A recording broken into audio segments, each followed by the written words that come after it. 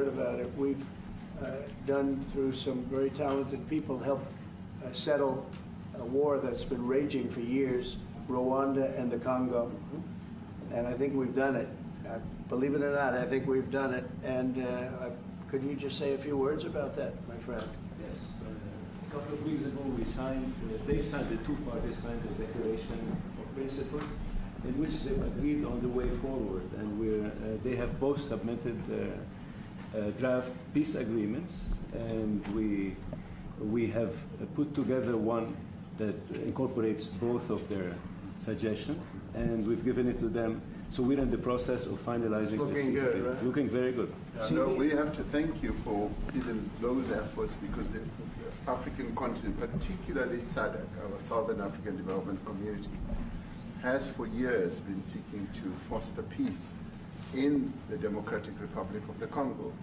So all efforts, including those from outside the continent and inside the continent, are really worthwhile. We are removing our troops from there so that peace can then prevail in that whole area. And we hope that with the support of the international community, we will really have peace in that area. It's so vital, it's so important for the whole region. Well, we sent our people there, and I think we did a very good job, as headed by my friend, and that was great. That was great. I mean, I'm just hearing phenomenal reports, because all I'm hearing is death, and they're chopping heads off, and it's horrible over there.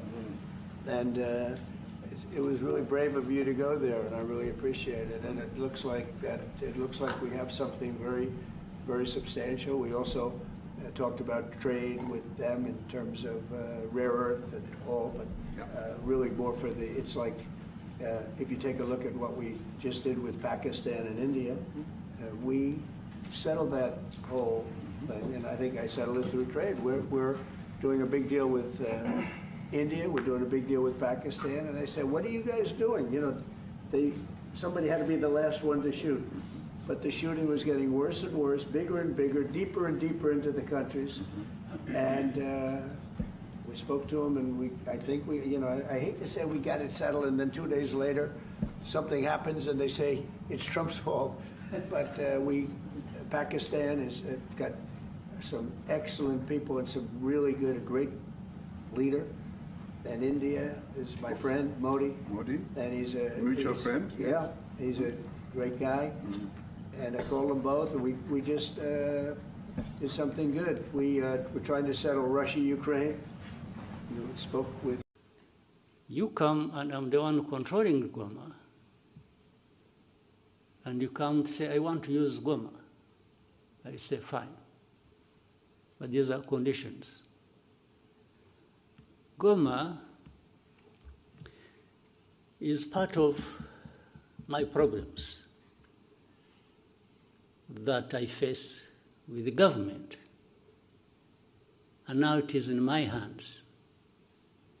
I will not give it to you until you show me, alongside that, how you address my problems. Well, I may sound speaking for these guys, but I'm just reasoning. If I were the one, you want Goma, you want Kavumu, or Bukavu, or you want the whole of Eastern Congo back, fine. I have no problem with that. It will only come with you addressing my problems. Yeah, you understand? In my long history, in my judgment,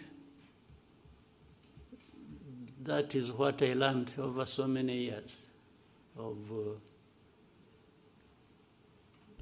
fighting for my right. Et le vrai commanditaire de cette opposition, c'est mon prédécesseur, c'est Joseph Kabila.